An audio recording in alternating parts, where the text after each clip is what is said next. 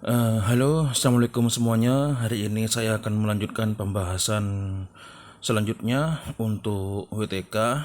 Kemarin saya sudah membahas tentang karangan ilmiah, karangan non ilmiah, karangan ilmiah, karangan semi ilmiah, dan karangan non ilmiah. Oke. Nah, sekarang pembahasan kita masuk ke metode ilmiah. Berbeda ya, karangan ilmiah dengan metode ilmiah itu berbeda. Metode ilmiah itu sudah subjeknya, sedangkan metode ilmiah itu sudah objeknya, sedangkan karangan ilmiah itu adalah jenisnya, gitu ya.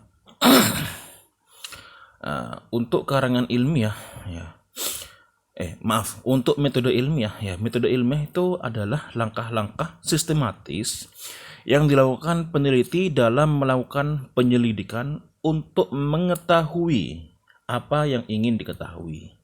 Riset yang menggunakan metode ilmiah menggunakan parameter atau alat untuk mengukur mendapatkan hasil yang objektif dan akurat. Jadi di sini ukurannya adalah objektif, hasil dari penelitian.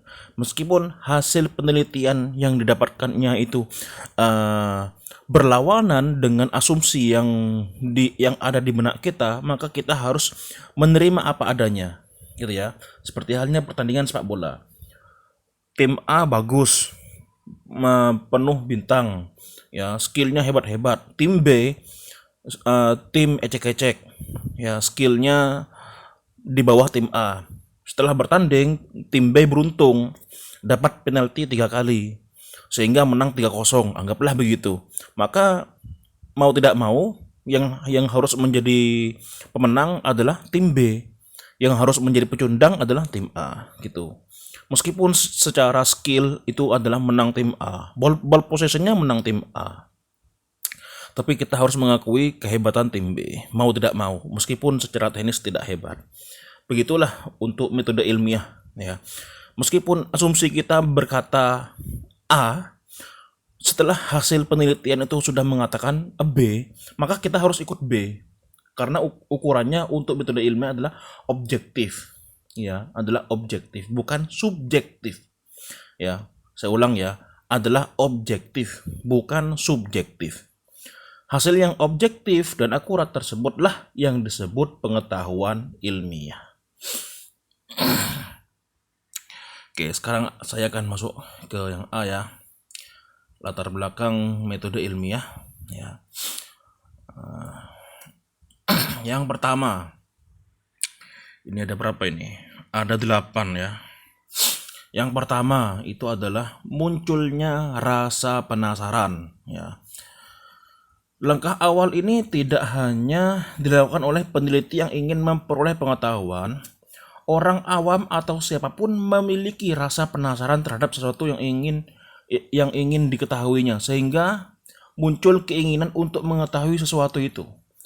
Namun perlu dicatat, tidak semua orang memperoleh pengetahuan ilmiah, terutama mereka yang ingin melangkah ke tahap selanjutnya. Bagaimanapun, peneliti harus memiliki rasa penasaran dulu untuk mengetahui sesuatu.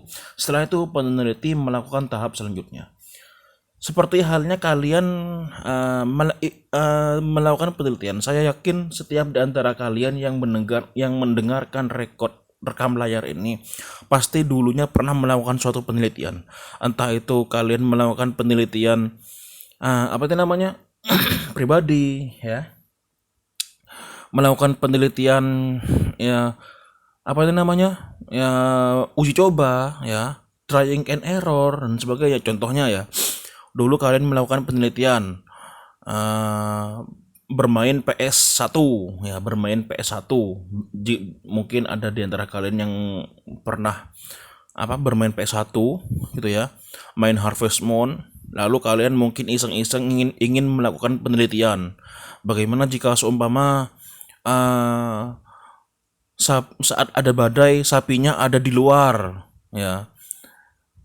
Kan kalau tanamannya ada di luar kan, saat ada badai kan tanamannya kan rusak, ya kan? Bagaimana kalau binatang-binatangnya yang ada di luar dilakukan penelitian? Nah, itu juga termasuk bagian penelitian. Munculnya rasa penasaran, ya. Munculnya termasuk juga pada event festival apa itu namanya? Masak ya, masak sekota itu. Kan ada itu. Warga disuruh membawa bahan masakan, ya bahan makanan. Nanti bahan makanannya itu akan ditaruh di pot raksasa. Nanti setiap warga di game Harvest Moon itu akan makan hasil olahan pot itu. Lah kalian mungkin menaruh ayam di pot itu, ya kan lucu kan? Ya, atau menaruh anjing. Bagaimana jika anjing saya tak masukkan ke pot? Nanti kan bisa makan daging anjing. Itu kan? Mungkin ada yang melakukan penelitian itu, atau mungkin kalian yang bermain game itu apa itu namanya? Bermain game GTA. Mungkin para kalian yang pernah mencicipi GTA 5, GTA 4 ya, GTA San Andreas dan sebagainya itu, ya banyak melakukan penelitian di situ. Bagaimana apakah sepeda motor ini bisa meledak jika dibom? Sepeda ini bisa kalau sepeda ini dibom bisa meledak apa enggak? Ya, gitu ya. Bagaimana kalau semuanya begini? Bagaimana kalau semua begitu? Ya, dan lain sebagainya. Jadi intinya munculnya rasa penasaran, dan saya yakin kalian pernah melakukan suatu penelitian, entah itu kalian iseng-iseng atau trying and error. Itu yang pertama. Yang kedua, bagian yang kedua adalah bertanya atau mempertanyakan. Ya. Yang nomor 2, bertanya atau mempertanyakan. Tahap selanjutnya adalah bertanya atau mempertanyakan gejala, fakta, atau kenyataan sosial yang telah menimbulkan rasa penasaran tadi. Pada tahapan ini, peneliti memformulasikan pertanyaan penelitian. Istilah lain dari pertanyaan penelitian adalah rumusan masalah. Sebagaimana rasa penasaran, bertanya atau mempertanyakan juga lumrah dilakukan oleh orang awam. Hanya saja peneliti memformulasikan secara tertulis, tidak hanya di awang-awang. Oke, lanjut ke yang nomor 3. Yang nomor 3 adalah membaca penelitian sebelumnya. Artinya membaca mengetahui penelitian-penelitian yang dilakukan oleh orang-orang sebelumnya. Agar tujuannya apa? Agar kita tidak melakukan hal yang sama. Ya, agar kita tidak perlu melakukan hal yang sama yang pernah dilakukan oleh orang yang sebelumnya. Jadi kita tinggal melanjutkan, atau kita hanya mengetahui saja, kita tidak perlu. Jadi penelitiannya sudah dilakukan oleh orang lain, kita tidak perlu meneliti, karena apa yang mau diteliti kan sudah diteliti orang, kan sudah dilakukan orang. Hal yang ingin kita ketahui kan sudah diteliti orang gitu ya, dan hasilnya sudah ada. Jadi kita tidak perlu membuang-buang waktu ya. Membaca penelitian sebelumnya. Langkah selanjutnya dari metode ilmiah adalah menelusuri penelitian terkait yang sudah eksis sebelumnya. Tahap ini biasa disebut juga literatur review atau studi literatur. Peneliti mencari beberapa sumber yang berhubungan dengan fokus penelitian. Tak jarang bacaan yang ditemukan memberi insight pada peneliti untuk menjawab pertanyaan penelitian yang telah disusun. Oke, masuk yang nomor berikutnya. Menformulasikan hipotesis atau membuat kerangka teoritis.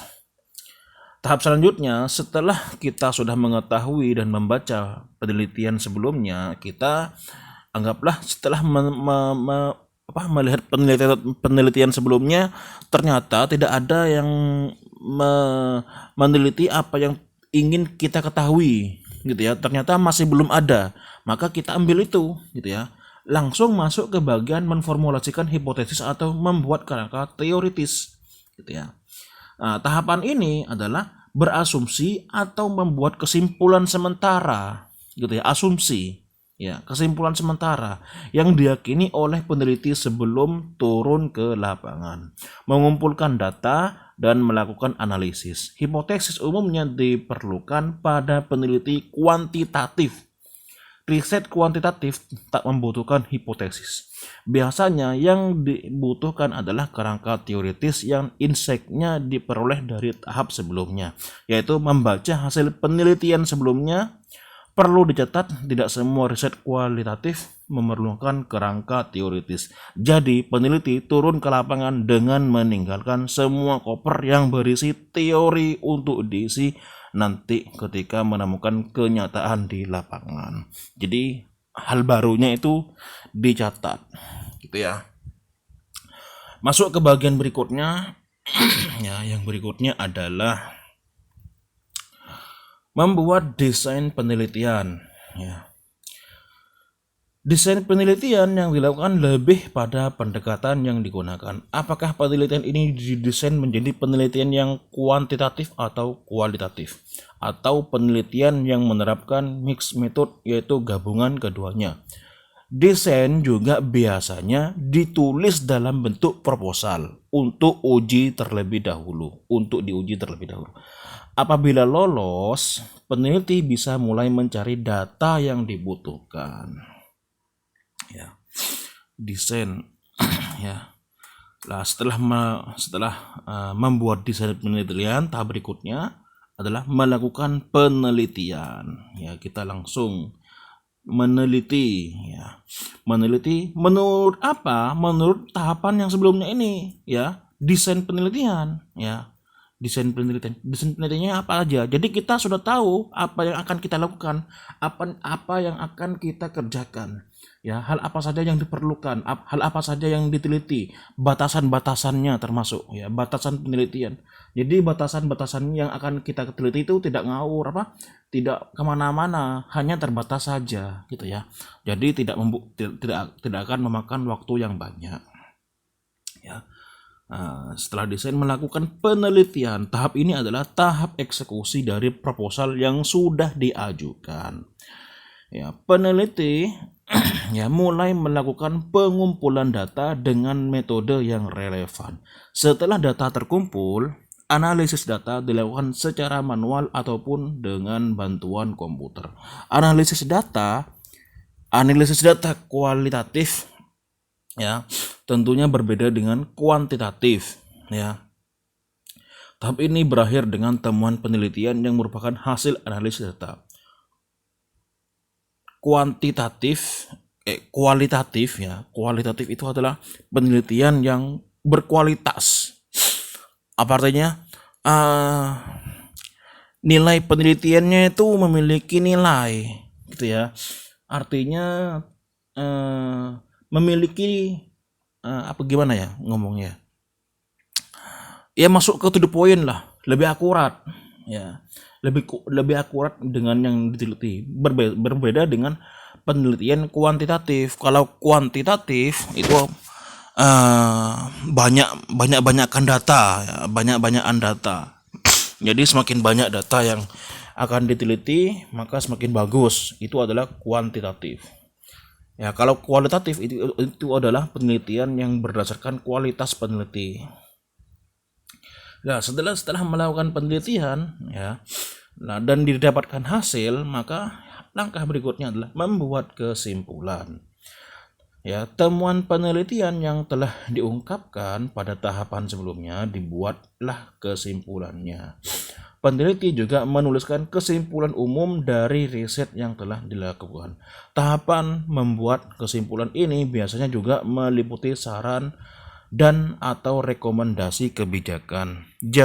Jawaban atas pertanyaan peneliti ya, yang telah dibuat peneliti diringkas secara jelas pada tahapan ini. Jadi intinya untuk kesimpulan ya, kan tadi kan yang di awal kan merumuskan masalah, lalu menetapkan tujuan dari peneliti.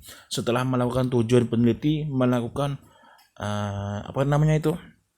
batasan penelitian ya kan. Lah tujuan. Jadi poin dari penelitian itu adalah tujuan penelitian. Sedangkan kesimpulan penelitian, saya ulang ya, kesimpulan penelitian itu harus menjawab dari tujuan penelitian. Saya ulang sekali lagi ya. Kesimpulan penelitian itu harus menjawab dari tujuan penelitian. Tujuanmu meneliti itu apa? Untuk mengetahui apakah kodok ini jika direbus 60 derajat Celcius apakah mati apa enggak. Tujuannya apa? Untuk mengetahui apakah masih hidup apa enggak. Tujuannya itu kan. Lah setelah dilakukan penelitian, kodoknya direbus sungguhan ya 60 derajat Celcius ternyata tidak mati. Ya, kodoknya tidak mati, maka sudah terjawab gitu ya, menjawab dari tujuan penelitian. Itu adalah membuat kesimpulan. Yang berikutnya adalah melaporkan hasil penelitian. Tahapan terakhir dari penerapan metode ilmiah adalah penelitian adalah melaporkan hasil riset. Hasil riset tentu saja tidak untuk dikonsumsi pribadi, meskipun rasa penasaran pada awalnya juga muncul secara pribadi. Dan hasil riset memuaskan rasa penasaran penelitian.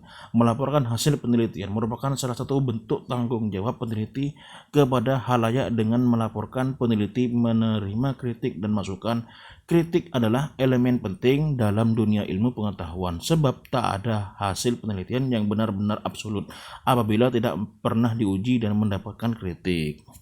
Jadi setelah kita membuat kesimpulan ya, hal yang kita kerjakan selanjutnya itu adalah melaporkan hasil penelitian. Kita laporkan ya, kita bukukan ya, untuk ditaruh di perpustakaan atau kita taruh di ruang baca atau kita taruh di library. Agar apa? Agar penelitian yang sudah kita teliti ya itu terdokumentasikan ya, dan untuk memperingatkan kepada orang-orang yang akan datang, kepada orang-orang yang ada di masa depan, jika ingin mereka melakukan penelitian yang sama persis dengan apa yang kita lakukan, mereka tidak perlu melakukan penelitian lagi karena kita sudah mengujinya. Kita sudah melakukan penelitiannya, sudah menelitinya. Jadi orang lain tidak perlu meneliti lagi. Orang lain yang ingin tahu, ingin meneliti, ingin menguji, oh ternyata sudah ada penelitian sebelumnya. Jadi mereka tidak perlu membuat penelitian lagi. Jadi mereka cukup membaca saja hasil penelitianmu. Itu ya. Oke, sekarang masuk ke pembahasan yang B ini. Kriteria metode ilmiah.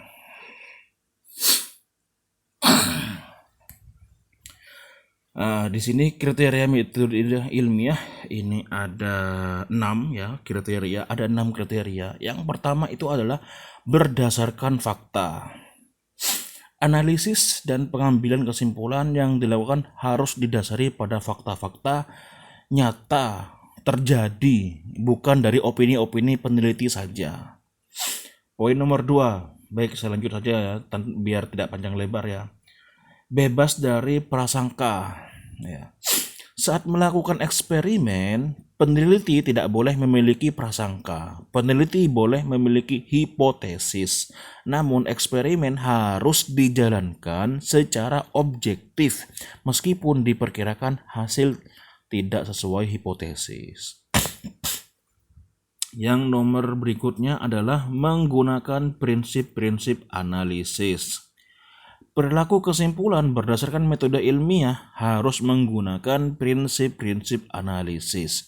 Hal ini mengartikan dibutuhkannya kejelasan urutan berpikir dan kejadian dalam menjelaskan suatu fenomena fisika. Komponen-komponen permasalahan dan hubungan diantaranya harus diketahui dengan jelas dan dapat dijelaskan secara runut. Tahapan berikutnya adalah perumusan masalah atau pembuatan hipotesis. Metode ilmiah melibatkan suatu perumusan masalah yang diteliti atau hipotesis penjelasan atau terjadinya suatu fenomena. Yang berikutnya, menggunakan ukuran objektif.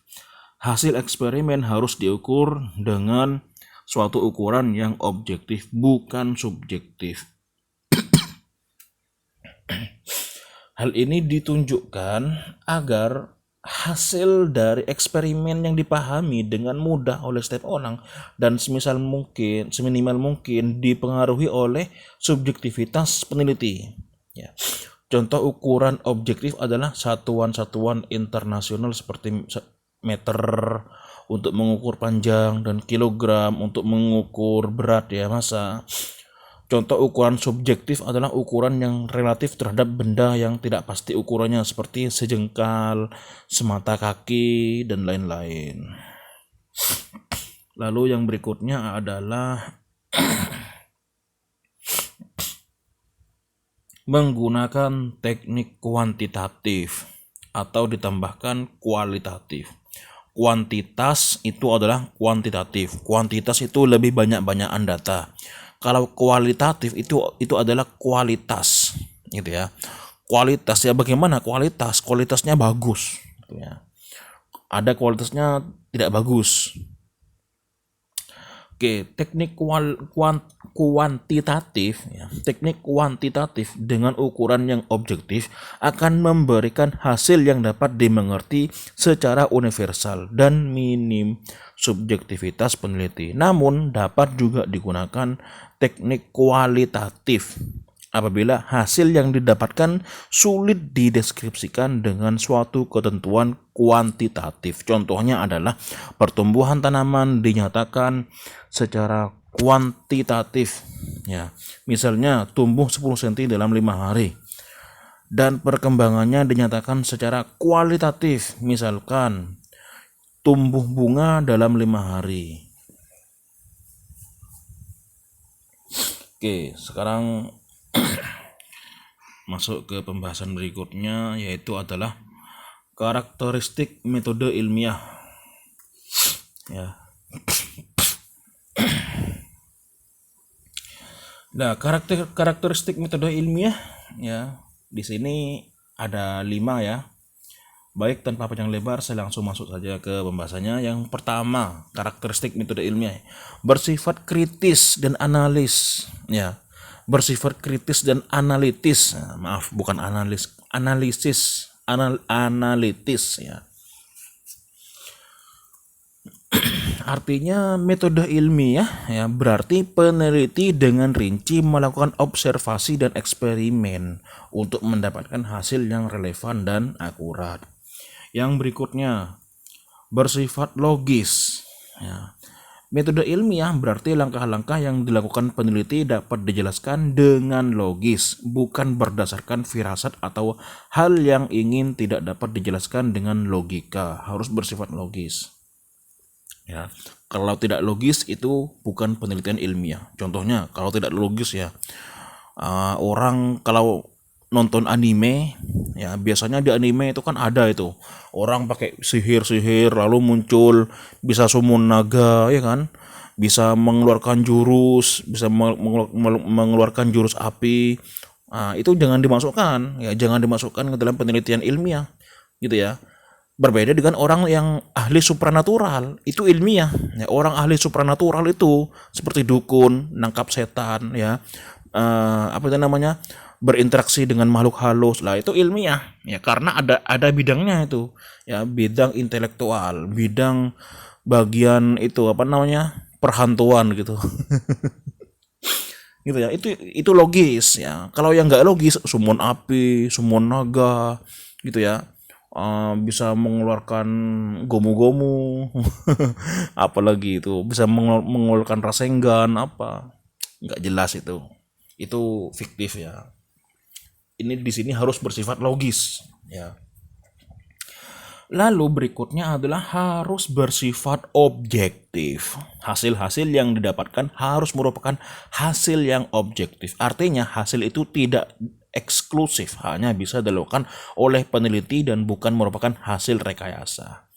Yang berikutnya bersifat empiris. Hasil didapatkan dari kejadian nyata yang benar-benar terjadi, bukan karangan ya, bukan dibuat-buat, atau ya berbasis hanya dari opini peneliti sendiri atau orang lain. Jadi didapatkan dari kenyataan real ya.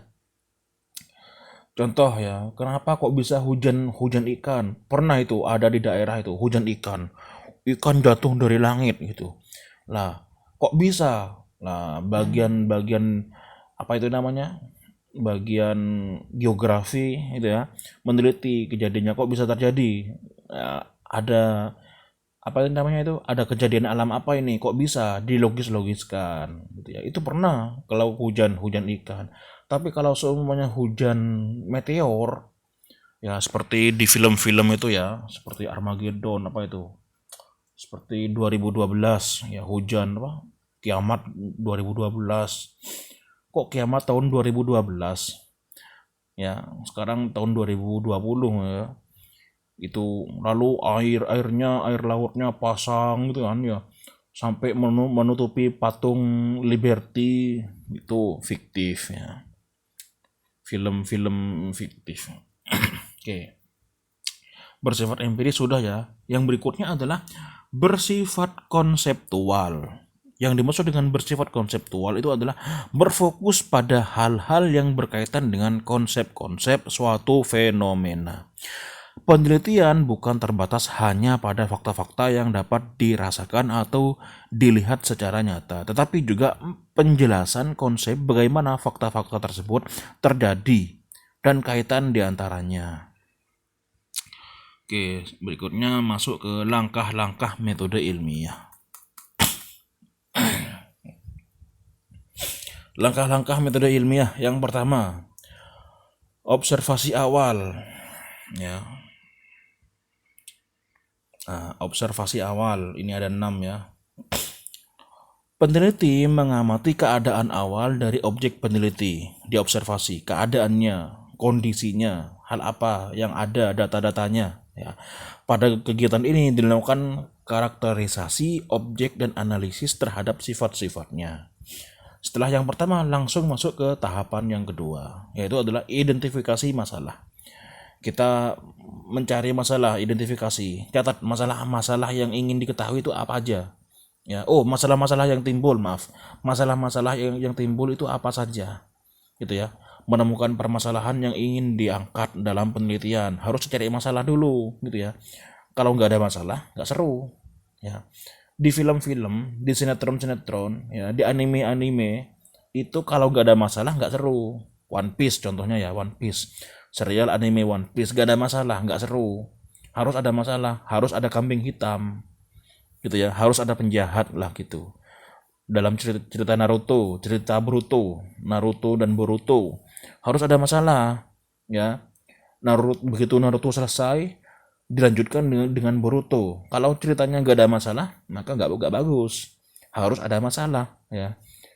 Kalau semuanya nggak ada masalah, aman-aman saja, sehat-sehat saja, makan, minum, bangun kembali, makan, minum, bangun kembali, makan, minum, tidur, bangun kembali. Kalau terus-terusan seperti kayak gitu nggak ada masalah, ya membosankan Boruto. Lah, justru menariknya itu karena diberikan masalah, gitu ya. Jadi masalah itu berguna, ya. Bukan sesuatu hal yang buruk, karena dengan adanya masalah sesuatu bisa menarik, ya. Nah, setelah perumusan hipotesis, identifikasi masalah ya, identifikasi masalah. Setelah itu langsung melakukan perumusan hipotesis. Perumusan hipotesis itu adalah membuat rumusan awal yang menjelaskan permasalahan yang ingin diangkat. Hipotesis bersifat sementara karena karena belum ada hasil objektif dari eksperimen. Kenapa membuat rumusan sementara, gitu kan ya? Apa namanya, seperti asumsi. Karena apa? Karena hasil penelitiannya masih belum diteliti, gitu kan, masih belum dikerjakan penelitiannya, ya, dugaan sementara lah gitu. Oleh karena itu hipotesis tidak bisa dijadikan kesimpulan hasil penelitian ilmiah. Maksud ke bahan berikutnya adalah eksperimen lah. Eksperimen ini adalah menelitinya. To the point-nya di sini, yang menentukan dari kesimpulan dari penelitian itu adalah bagian eksperimen. Percobaan-percobaan yang dilakukan untuk menganalisis permasalahan yang ingin diidentifikasikan. Eksperimen yang umum dilakukan adalah rekayasa penciptaan ulang permasalahan. Dengan kata lain, peneliti meniru proses terjadinya permasalahan yang diteliti. Pada eksperimen, variabel-variabel yang berpengaruh pada proses fisik dikendalikan sebaik mungkin, sehingga peneliti benar-benar mengetahui faktor apa saja yang berpengaruh pada hasil eksperimen tersebut. Lanjut ke bahasan yang nomor 6. Ke bahasan yang nomor 5 ya, maaf. Berikut yang nomor 5 adalah analisis hasil. Ya, analisis hasil adalah peneliti melakukan analisis terhadap hasil eksperimen. Nah, analisis ini dikembangkan dari rumus hipotesis yang telah dibuat sebelumnya. Terutama apakah hipotesis yang dibuat dapat menjelaskan fenomena permasalahan yang terjadi atau tidak. Jika terdapat hubungan atau jelas atau kesesuaian antara hasil eksperimen dengan hipotesis, maka hasil analisis dapat dijadikan sebagai dasar penarikan kesimpulan. Jika seumpama tidak, maka dilakukan pengulangan langkah-langkah sebelumnya. Pengulangan dapat dilakukan dari tahapan perumusan hipotesis atau dari tahapan eksperimen. Lalu yang terakhir itu adalah penarikan kesimpulan. Ya, penarikan kesimpulan. Penarikan kesimpulan menjadi penutup dari langkah-langkah penelitian dengan metode ilmiah. Aduh, alarm ini. Oke, kita kembali. Maaf, tadi ada alarm. Tadi ada alarm karena ini rekam layar ya. Tadi ada alarm berbunyi, jadi abaikan saja ya. Baik, yang nomor 6 ya, nomor 6. Mana tadi? Nomor 6, penarikan kesimpulan. Penarikan kesimpulan menjadi penutup dari langkah-langkah penelitian dengan metode ilmiah. Setelah hasil dari analisis setelah hasil dianalisis dan dihubungkan dengan hipotesis, peneliti dapat menarik kesimpulan yang menjelaskan hubungan-hubungan tersebut dengan singkat. Kesimpulan sejatinya dibuat dengan jelas dan padat, menggambarkan inti dari eksperimen dan tidak keluar dari eksperimen yang dilakukan. Itu adalah tahapan-tahapan langkah-langkah dari metode ilmiah. Biasanya metode ilmiah di tiap-tiap metode ilmiah di masing-masing perguruan tinggi itu berbeda-beda. Jangankan di antara perguruan tinggi ya, metode ilmiah antara fakultas itu berbeda. Ya, jangankan di antara fakultas, di antara jurusan saja itu berbeda. Penelitian metode ilmiah berbeda, tapi juga ada yang sama. Dari segi namanya, nama tahapannya, dari segi penulisan daftar pustakanya, ya, dari segi cara menampilkan latar belakangnya, ya, cara abstraknya itu berbeda-beda, ya. Selanjutnya 7 habis ya, di sini habis ya. Ya, mungkin hanya itu yang bisa dapat saya sampaikan. Jika semuanya ada pertanyaan, silakan kita diskusikan di grup ya, atau hubungi saja saya. Ya, jika kalian malu komen di grup, silakan hubungi 08 berapa ya? Nomor kontak saya berapa ya? Lupa saya. Saya pakai bahasa Madura aja ya. 0 5 petok terus 2 sebitek bulu petok setong petok. Ya, 0 5 petok 0857 3260 8717 gitu. Itu ya. Nah, itu hubungi itu kalau kalian ingin bertanya. Oke, sampai bertemu di pertemuan berikutnya.